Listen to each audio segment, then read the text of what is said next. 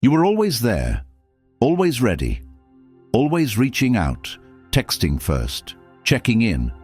She knew it. She counted on it. And that's exactly why she never feared losing you.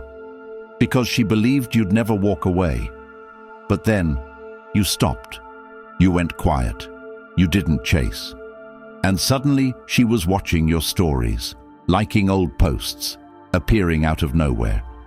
Because when you finally stopped feeding her with your presence, she felt a kind of emptiness she couldn't explain. That's not love. That's ego withdrawal. And it only proves one thing. When you ignore her, that's when she wants you most. If this sounds like you, I made something for you. I created a book that goes far deeper than any video could.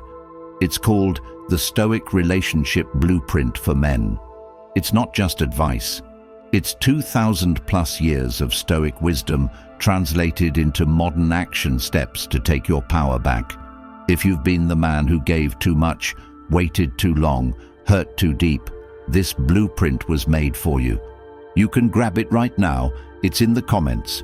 But it won't be available forever. This knowledge is sacred, and to protect it, access is limited. Now let's talk about what happens when you ignore her. Number 1. The reverse psychology of ignoring her. The truth no one wants to admit is that the moment you start pulling away, not to play a game, but because your soul is tired of giving, explaining, waiting, and hurting, she feels it like a slap across her self-importance. And it's not love she suddenly discovers in your absence. It's panic, it's loss of control. It's the unsettling realization that you no longer orbit her emotional gravity, and what once made her feel powerful is now silent. And silence to someone who relied on being chased is unbearable. So she scrambles, not because she's had an epiphany about your worth, but because your distance removes the mirror that made her feel desirable without effort. And now she starts to message you, watch your stories, bump into you on purpose, send empty emojis or late-night hey texts, but it's not out of romance. It's reverse psychology playing out on a primal level where your absence creates scarcity, and in scarcity, her mind triggers the fear of being unwanted, so she comes back, not to love you, but to repair the reflection of herself that your presence once gave her. And if you don't understand this, you'll fall for it again. You'll think she misses you, you'll go back, you'll chase, and once she has that feeling of control again, she'll go cold, distant, dismissive, because what she really missed wasn't you. It was the version of herself that only existed when you were still emotionally available and painfully loyal. And until you understand this, you will keep mistaking re-entry for rekindling, when in fact, all she's doing is confirming she still holds emotional power over you. And this cycle continues until you wake up and realize the reverse psychology only works when you're willing to walk away, not as a tactic, but as a truth. Because nothing screams high value louder than indifference born from clarity, from growth, from dignity. And when you finally stop playing tug-of-war with someone who's pulling for ego, not intimacy, you'll realize just how deep the game goes and how liberating it feels when you refuse to play it anymore. Number 2. Emotional detachment equals power. Emotional detachment doesn't mean you're numb or heartless. It means you've matured past the point of emotional slavery, past the urge to explain yourself to someone who only listens to manipulate, past the need to prove your worth to someone who never planned on reciprocating your effort. Because when you detach, you become a man again, not a responder to every emotional bait she throws, not a puppet tied to her moods, not a fixer trying to heal a wound that she uses as leverage. And that is when everything changes. Because your silence is no longer an act, it's a standard. Your boundaries are no longer suggestions. They're laws written by pain, by experience, by years of overgiving and under-receiving. And she will feel it in your tone, in your delayed responses, in your absence from her games. And what she once dismissed as neediness is now a ghost. No more apologies, no more double texts, no more defending yourself in conversations designed to confuse and disempower you. And that shift, that deep calm inside your bones, terrifies her, because she can't move you anymore. She can't summon you with breadcrumbs. She can't measure her worth by your attention. And now she has to sit with herself without the emotional mirror you once held up. And that is when the pullback becomes power. Not because you've become distant, but because you've become rooted in your self-worth, your direction, your truth. And that rootedness radiates strength. It changes how you walk into a room, how you carry silence, how you stare back without the need to fill the void with desperate gestures. And the irony is that now, when you no longer need her, when her approval is irrelevant to your mission, when your energy is reserved for people who bring peace, not problems, that's when she begins to crave you again.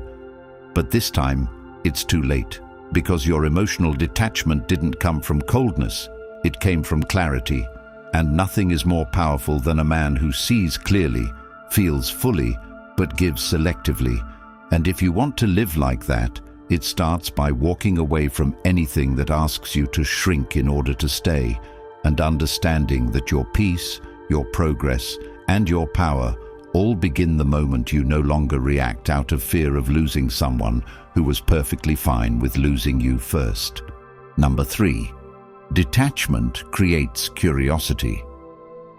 When you detach with intention, not to manipulate, not to trigger jealousy, but because you finally understand that your worth is not determined by someone else's attention span, you create a psychological shift that speaks louder than any confrontation ever could, because people are not wired to obsess over what's always available.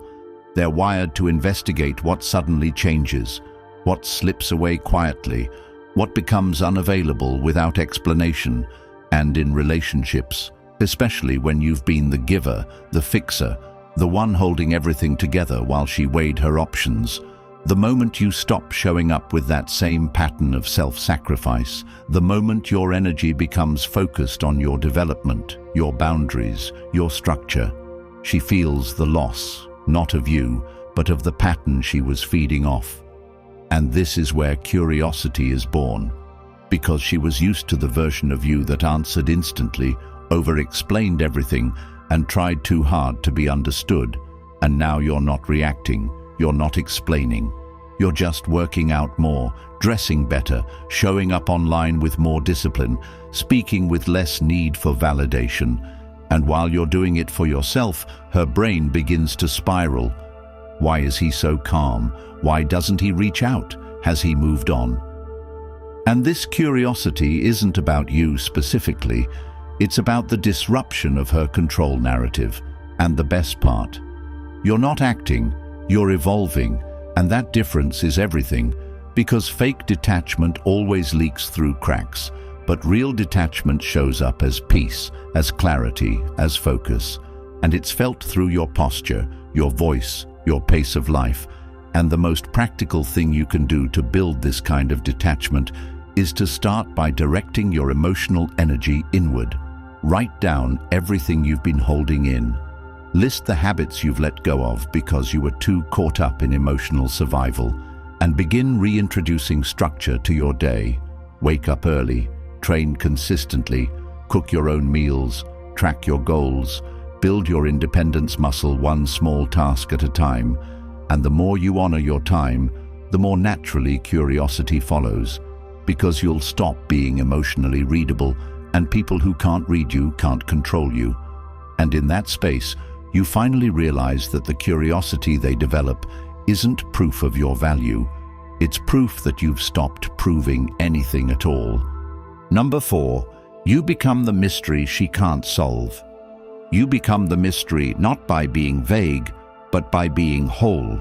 Because nothing is more confusing to someone who was used to your emotional dependency than seeing you become emotionally self-sufficient. Because mystery isn't about playing hard to get. It's about being hard to label, hard to place, hard to predict. And when you've spent months or years being an open book in a one-sided dynamic, your sudden self-containment, the way you speak less, react slower, and invest selectively, creates a vacuum of understanding that most people cannot tolerate, especially those who relied on reading your every mood as a way to manage their own self-worth. And now that you've stopped being emotionally traceable, she can't map you out anymore. She can't anticipate your next move, and that uncertainty becomes obsession. Not because she misses your presence, but because she can't define your absence. And practical steps to build this kind of energy start with guarding your emotional transparency. So start today by reducing your online activity, not to hide, but to protect. Stop oversharing your goals with people who've never clapped when you were winning. Stop explaining your progress to people who only get curious when you're distant. And most of all, stop engaging in conversations that go nowhere out of habit or loneliness, because every word you drop into the wrong space is a leak in your frame.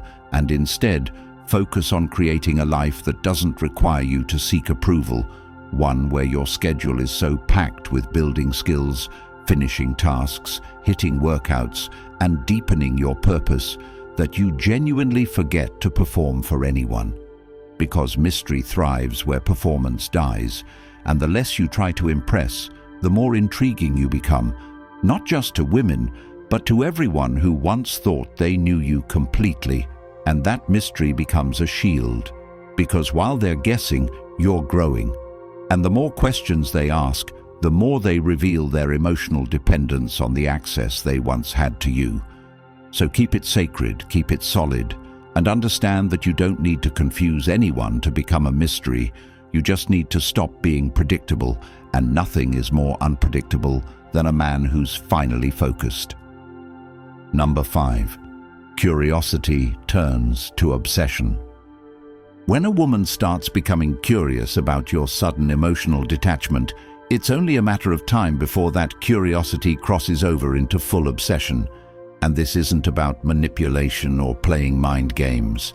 It's about the psychological chain reaction that begins the moment you stop making her feel like the center of your world and start showing her that you have a world without her. Because obsession is born not from attraction alone, but from the absence of emotional certainty. And nothing fuels a woman's obsession more than a man she can't read, a man who no longer follows the script she relied on, a man who seems to be moving forward with or without her. And if you want to understand how obsession takes root, it starts with the removal of her emotional control. When she sends a message and gets no immediate response, when she posts something and you don't acknowledge it, when she tries to engage you with subtle provocations and you respond with calm or not at all, she doesn't interpret that as disinterest. She interprets it as elevation, as distance she cannot cross. And in that gap, obsession builds brick by brick, thought by thought, because now she's left with only questions, and most women will think in silence before they speak, wondering if they misjudged you, if you're replacing them, if you truly stopped feeling anything. And what turns this curiosity into obsession is the consistency of your self-direction, the quiet confidence you carry, the way you no longer need her validation to feel solid in your skin, and that shift creates a mental loop for her. Every time she checks your feed, hears your name, or sees something that reminds her of your past attention, the gap between what she remembers and what you've now become drives her crazy. And if you want to start building that same energy today, remove every unnecessary access point she has to your life. That means delete conversations that serve no growth. Stop updating people who haven't earned your reality. Unfollow pages that keep you mentally trapped in the past. And most of all, shift your focus from reaction to redirection by setting new physical challenges, pushing your learning curve, investing your time in high-return habits like journaling, high-effort training, or launching that idea you've kept shelved. And by doing this, you're not just making her obsessed, you're creating a path where obsession from others becomes irrelevant, because the new you doesn't chase validation. He builds such depth in his world that curiosity from others becomes inevitable. Number 6. The attraction of silence. The truth is that most men talk too much. They explain their intentions. They try to win her over with clarity, with consistency, with openness. And while all of that can work in healthy dynamics, when you're dealing with someone who's gotten used to your predictable availability, it creates a dynamic where your words become background noise, not impact. And the moment you replace excessive talking with deliberate silence, not as a tactic, but as a boundary, you immediately increase your value in her mind, because she's no longer flooded with your energy.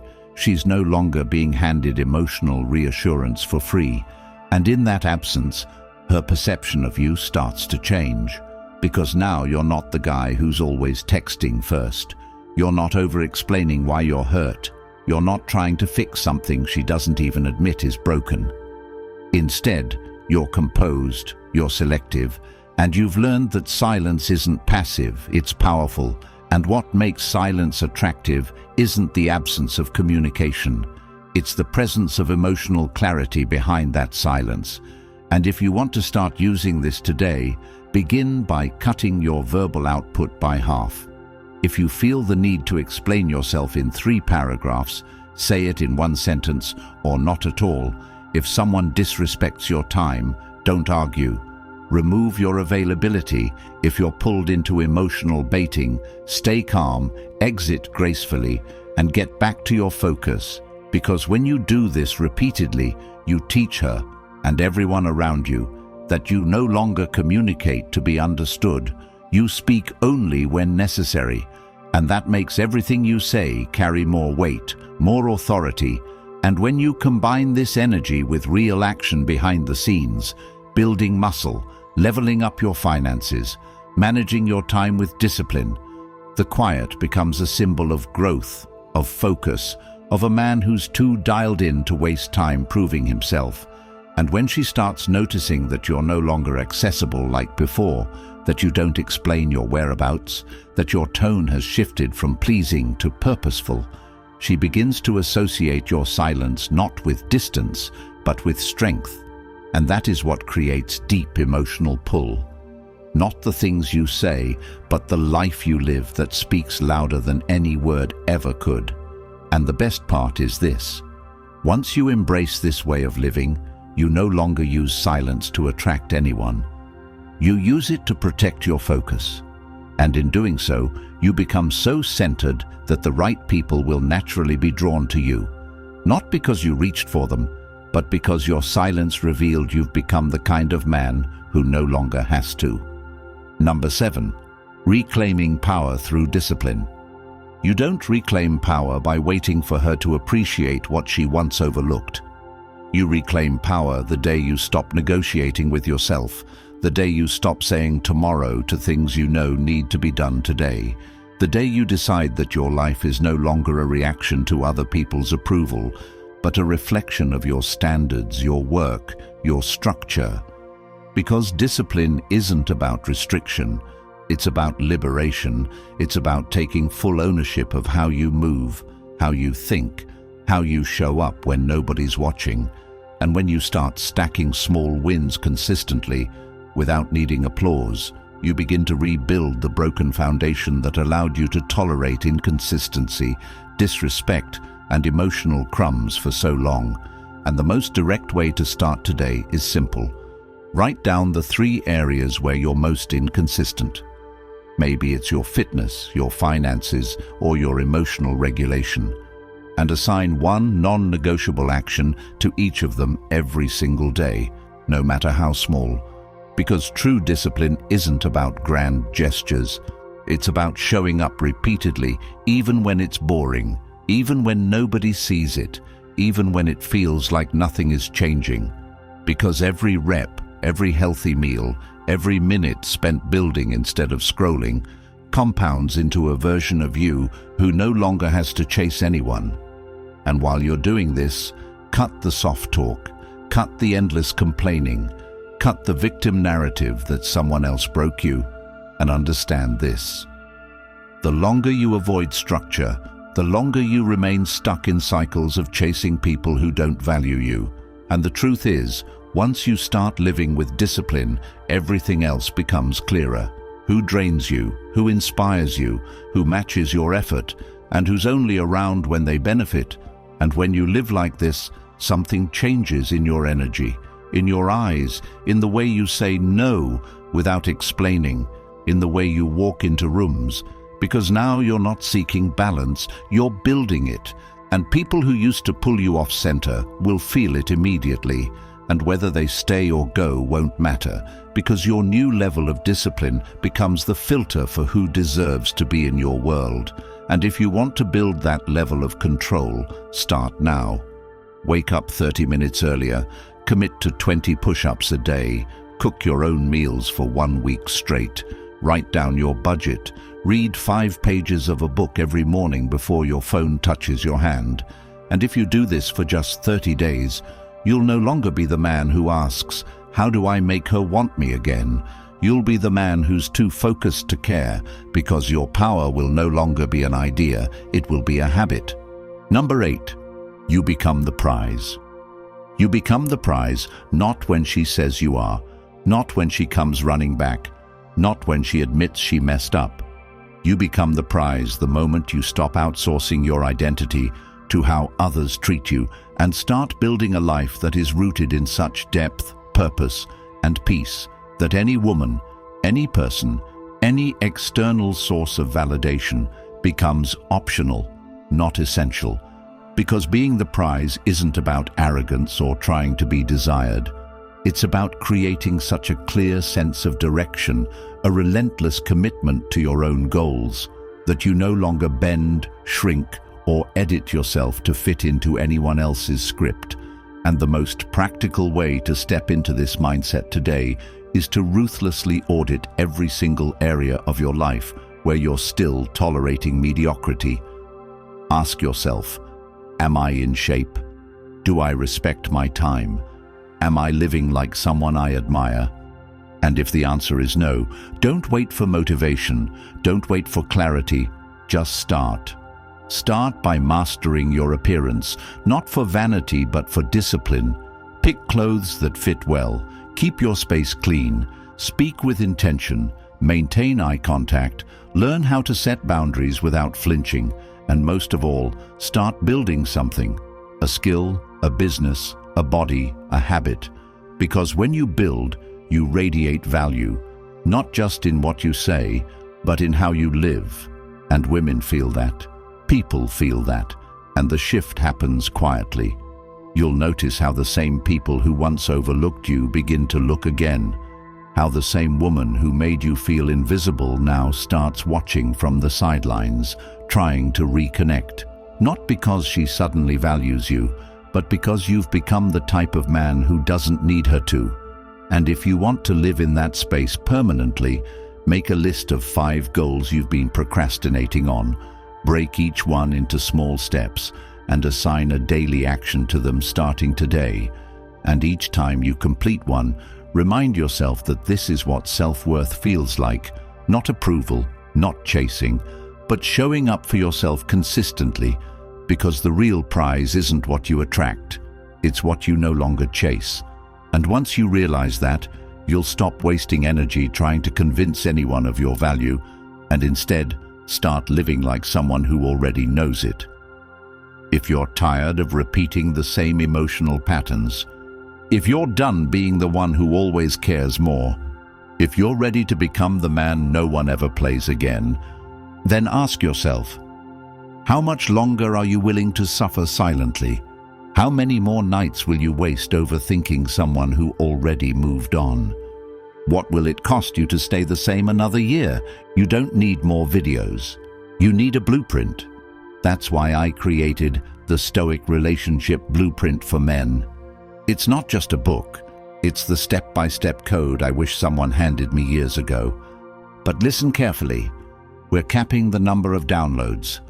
Not for hype, but to protect this knowledge, to keep it powerful, to keep it rare. So don't wait. Click the link in the comments and grab your copy before we shut it down.